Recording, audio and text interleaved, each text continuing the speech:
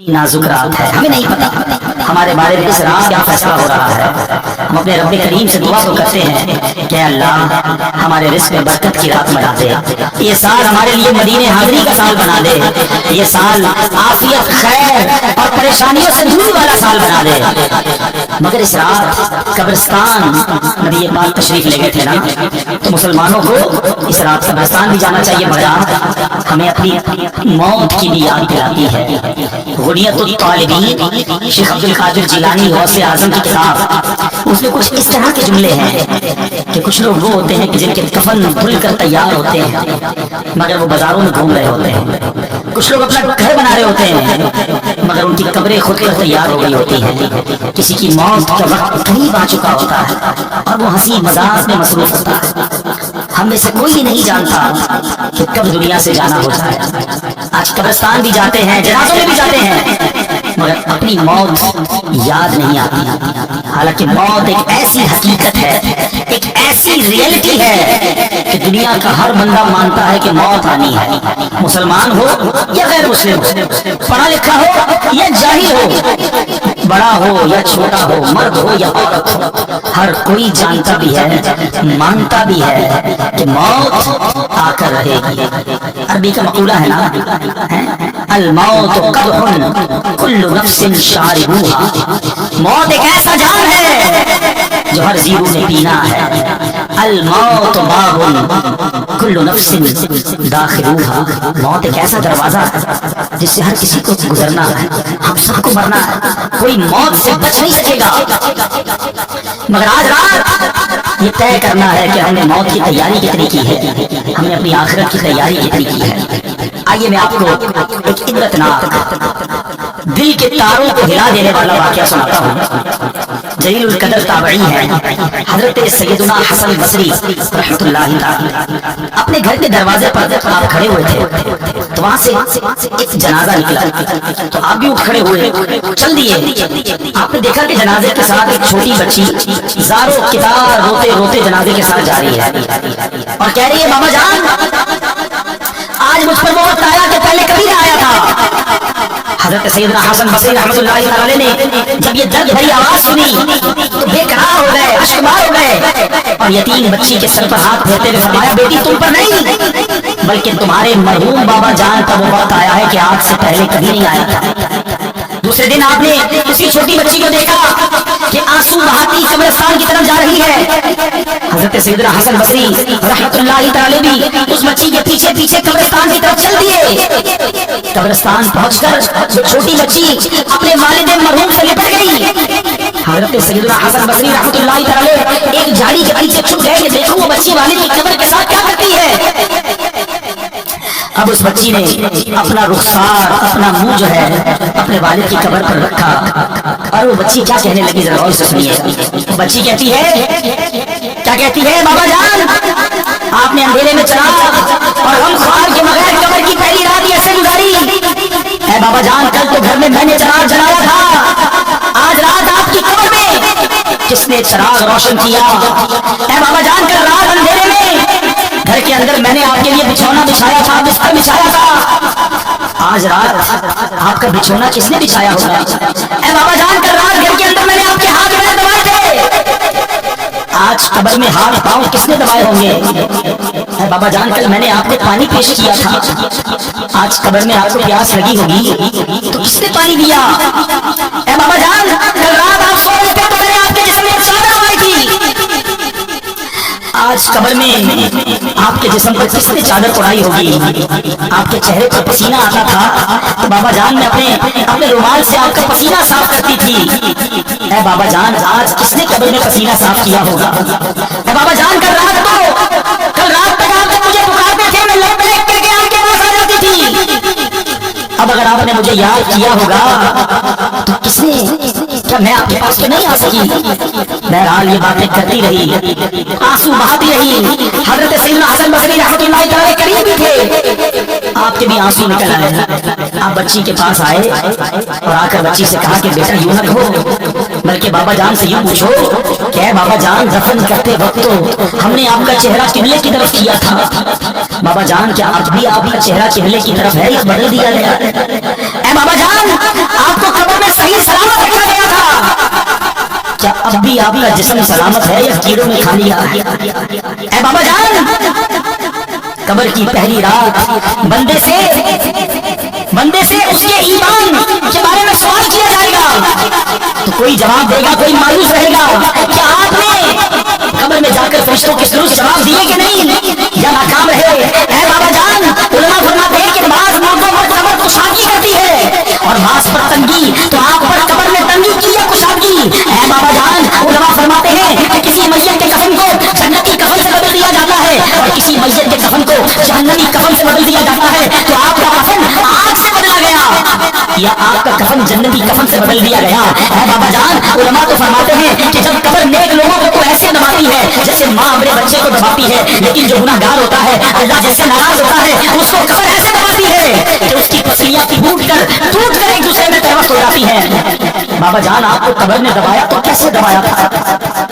बाबा जान, उलमा फरमाते हैं कि मुर्दे को जब कब्र में उतारा जाता है तो वो दोनों सूरतों में पछताता है।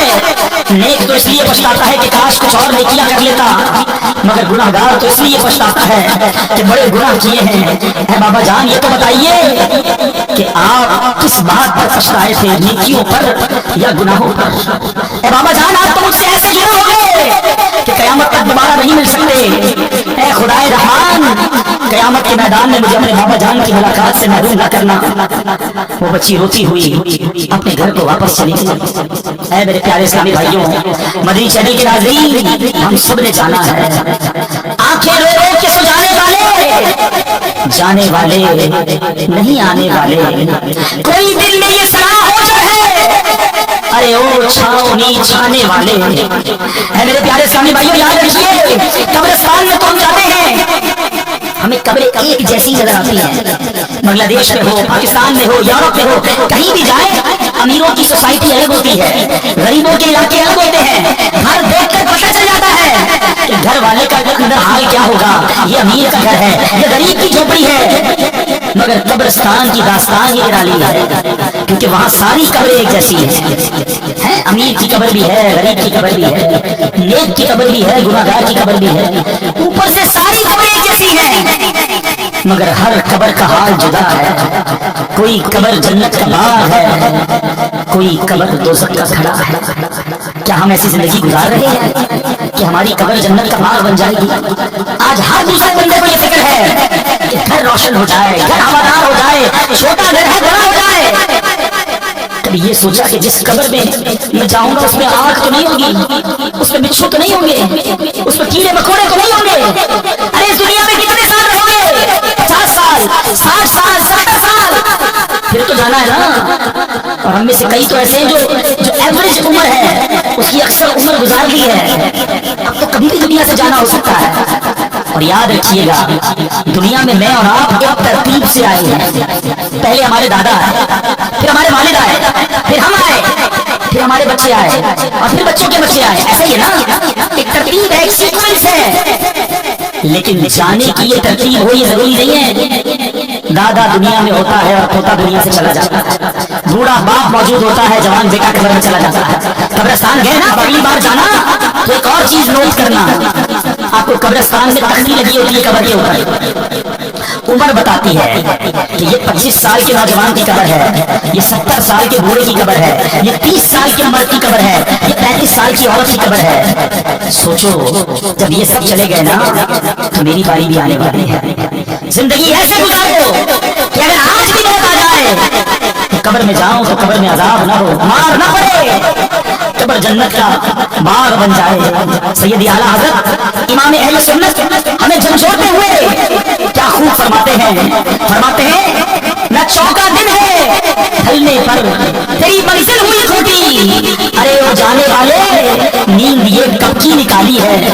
अंधेरा घर अकेली जान, दम घुटता दिल उखलाता, खुदा को याद कर प्यारे, सांस आने वाले, खुदा को याद कर प्यारे, सांस आने वाली है, अंधेरा घर होगा,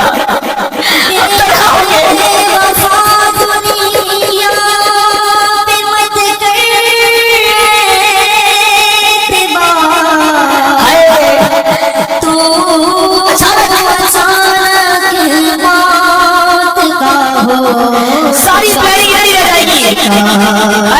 मौत आकर ही रहेगी, याद रखे जान जाकर ही रहेगी, जाकर ही रहेगी, याद रखे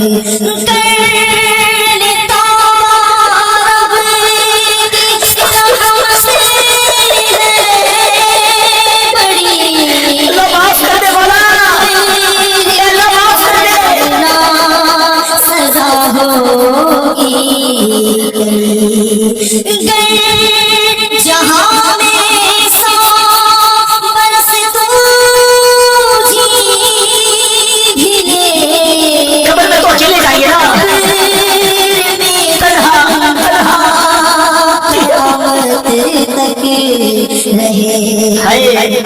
सोचो मेरे प्यारे इस्लामी भाई, इधर तो दोस्त भी चाहिए, रिश्तेदार भी चाहिए, जानने वाला भी चाहिए, अकेले कहीं सफर नहीं करते। मगर ये कब्र का सफर अकेला होगा, कोई साथी नहीं होगा। है शौक सबको है कि कब्र जन्नत का मार्ग बने, मगर काम ऐसे किया नहीं।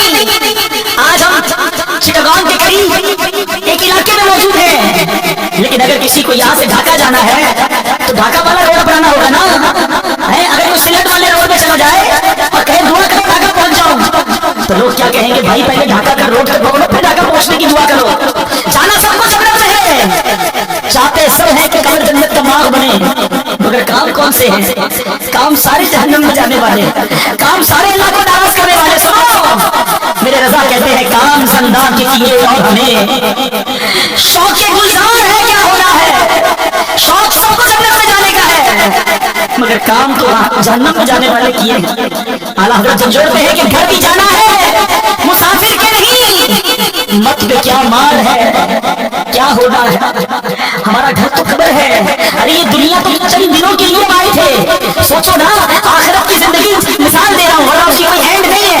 करोड़ों साल की जिंदगी हो और एक 60-70 साल की जिंदगी हो, तो किसको अहमियत देनी चाहिए?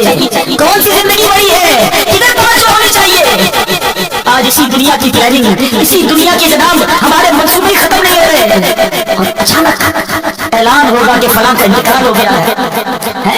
आज लोग अपना नाम बनाने की कोशिश करते हैं कि मेरा नाम बन जाए, मेरे नाम के साथ कोई टाइटल लग जाए, मैं चेयरमैन बन जाऊं, मैं चौधरी बन जाऊं, मैं जनाब मिनिस्टर बन जाऊं, मैं इलाके का कोई बड़ा बन जाऊं, किसी ऑर्गेनाइजेशन का बड़ा हो जाऊं। नहीं जनाब, कोई अपनी फैक्ट्री होनी चाहिए, मेरा नाम होना चाहिए, मेरे लोग लाइक करने वाले होने चाहिए। जिस नाम के पीछे तुम भागे जा रहे हो और रब को नाराज कर रहे हो, तुम्हें पता है जब आपके बाद होगी उस नाम का क्या होगा? मैं किसी की मिसाल नहीं देता, मैं अपनी मिसाल देता हूँ। मेरा नाम अब्दुल हबीब अत्तारी है, ठीक है। कुछ लोग मुझे भी जानते हैं, कुछ नाम पहचानते हैं, लेकिन जिस दिन मेरी आंखें बंद होगी ना, मेरा इंतकाल होगा, कोई ये नहीं कहेगा अब्दुल हबीब कहाँ है, लोग कहेंगे मैयत किधर है, जनाजा किधर है, मैयत को गुस्ल कर दिया जाएगा। अरे मेरा नाम अब्दुल हबीब था, मेरा नाम तो सारी जिंदगी नाम बना रहा, मगर ये नाम मेरे और आपके दुनिया से जाते ही खत्म हो जाएगा। हम मैयत बन जाएंगे, हम जनाजा बन जाएंगे, है? और जो रिश्तेदार है ना, वो पता है आपस में क्या बातें करेंगे कि मैयत ने पीछे क्या छोड़ा है। मगर आपको पता है मरने के बाद फरिश्ते कहते हैं मैयत ने आगे क्या भेजा। तो है मेरे प्यारे इस्लामी भाई, खुदारा आगे भेजने वाले काम करो, नमाजों को कज़ा करना छोड़ दो, हराम कमाना छोड़ दो, हराम देखना छोड़ दो, वरना कहीं ऐसा ना हो कि कब्र में जाकर पछताना पड़े। उधर मार पड़ी ना, उधर रब नाराज हुआ तो कोई बचाने वाला नहीं होगा, उस वक्त की शर्मिंदगी भी काम नहीं आएगी, उस वक्त तौबा भी नहीं कर सकेंगे। जिंदा है तो तौबा भी कर सकते हैं। और सुनो मेरे रब की रहमत बहुत बड़ी है, मेरे रब की रहमत बहुत बड़ी है। एक बार सच्चे दिल से तौबा कर लो तो वो मालिक माफ फरमा देता है, वो बड़ा करीम है, वो बड़ा रहीम है। बस दिल से माफी मांगनी है, माफी मांगने के लिए कोई बड़ा एहतमाम करना जरूरी नहीं, बस वो दिल का एक कनेक्शन चाहिए। कैसा कनेक्शन? एक बार हजरत उमर फारूक रज़ियल्लाहु ताला अन्हु के सामने शराबी आ गया, हाथ में शराब की बोतल थी। हजरत उमर फारूक ने फरमाया बताओ क्या है इसमें? उसके पास तो शराब थी, उसको पता था मैं शराब की बोतल दे दूंगा तो हजरत उमर फारूक तो बड़े फौरन फैसला सुना देंगे, मैं मारा जाऊंगा। उस शराबी ने पता ही क्या किया, दिल ही दिल में अल्लाह से अर्ज करने लगा, मौला आज बचा ले, آج عمر کے سامنے ذلیل ہونے سے بچا لے مولا، اب شراب نہیں پیوں گا۔ اللہ سچی توبہ کرتا ہوں دل ہی دل میں۔ آپ نے تصور کریں کہ اگر سامنے حضرت عمر کھڑے ہیں، ادھر یہ شرابی کھڑا ہے، مگر اتنی دیر میں اس نے اللہ سے بات کی، سچی بات کی، سچی توبہ کی۔ تو بندہ کہتا ہے حضرت عمر سے حضور شراب نہیں ہے، اس میں سرکہ ہے، اس بوتل میں سرکہ ہے۔ حضرت عمر نے فرمایا دکھاؤ کیا ہے۔ اس شرابی نے ڈرتے ڈرتے وہ بوتل حضرت عمر کے ہاتھ میں دی، وہ شراب سرکہ بن گئی تھی۔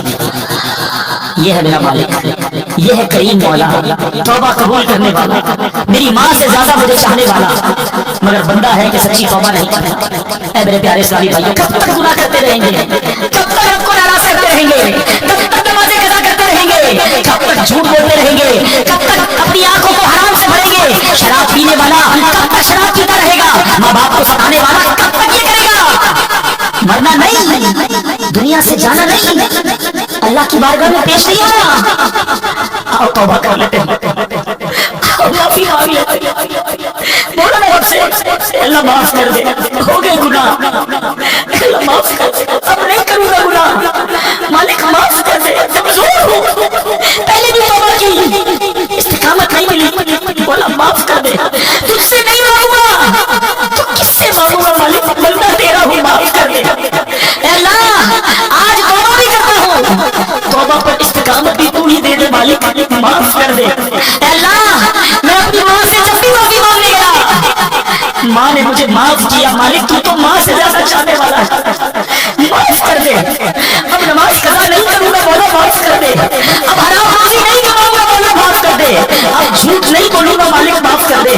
حرام نہیں دیکھوں گا مولا، میری مجھے معاف کر دے۔ اے اللہ جو جو گناہ کیے آج سب مانتا ہوں، آج سر جھکاتا ہوں، اقبال جرم کرتا ہوں، مگر تو کریم ہے مولا، معاف کر دے۔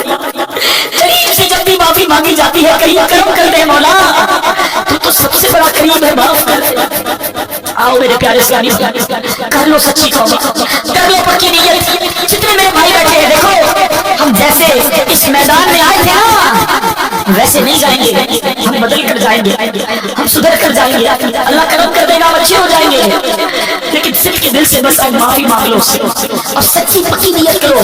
جس کی نیت بنتی ہے نا وہ ہاتھ اٹھائے کہ آج کے بعد ہماری کوئی نماز قضا نہیں ہوگی۔ جس کی نیت بنتی ہے ایک ایسا نعرہ لگائے کہ شیطان بھی یہاں سے بھاگ جائے، آج کے بعد ہماری کوئی نماز قضا نہیں ہوگی، فلمیں ڈرامے نہیں دیکھیں گے، گانے باجے نہیں سنیں گے، پکی نیت ہو تو ہاتھ اٹھائے، حرام روزی کے قریب بھی نہیں جائیں گے۔ بس اب آ جاؤ اللہ کی طرف، آ جاؤ اپنے رب کریم کی طرف، آ جاؤ سجدوں اور تلاوت کی طرف۔ بہت کر لیے گناہ، مرنے کا وقت قریب ہے، کیا معلوم آج شب برات یہ لکھ دیا گیا ہو کہ یہ ہمارا آخری سال ہے، ہو سکتا ہے کچھ دن ہی رہ گئے ہوں، کچھ دنوں کے بعد دنیا سے چلے جائیں، لیکن دیکھو سچی توبہ کر لی نا تو وہ مالک پچھلے گناہ بھی معاف کر دیتا ہے۔ آج میں بھی توبہ کروں اور آپ بھی توبہ کریں، دعوت اسلامی کے مدنی ماحول کو اپنا لیجیے، خدا کی قسم کمال کا ماحول ہے، ہمیں پکڑ پکڑ کر جنت کے راستے پر یہ اسلامی بھائی لے جاتے ہیں، ہمیں نماز کے لیے بلاتے ہیں، ہمیں قرآن کے لیے بلاتے ہیں، ہمیں دین کے کاموں کے لیے مدنی قافلے میں لے جاتے ہیں، تو کیوں نہ ہم ان کے ساتھی بن جائیں۔ سارے بھائی نیت کریں، پکی نیت ہو تو ہاتھ اٹھانا ہے کہ انشاءاللہ ہر جمعرات پوری کوشش کریں گے کہ ہر جمعرات دعوت اسلامی کے اجتماع میں بھی شرکت کریں گے، مدنی قافلوں میں بھی سفر کریں گے۔ بس دعوت اسلامی کے دست و بازو منڈا خدا اپنی دعوت اسلامی کا ساتھ دیں، اس کو مورلی بھی سپورٹ کریں اور اپنے عطیات کے ذریعے، اپنے ڈونیشن کے ذریعے دعوت اسلامی کو سپورٹ کریں، اپنی زکات بھی دعوت اسلامی کو دیں، اپنے صدقے اور فطرے بھی دعوت اسلامی کو دیں، خود اپنے نہیں اپنے رشتہ دار، اپنے دوست احباب ان سب تک بھی یہ پیغام پہنچائیں کہ اپنی زکات اپنے عطیات دعوت اسلامی کو دیں، تو انشاءاللہ دعوت اسلامی کی طرف لوگوں کا مزید رجوع بڑھے گا۔ جتنے زیادہ مدنی عطیات جمع ہوں گے انشاءاللہ اتنے مدنی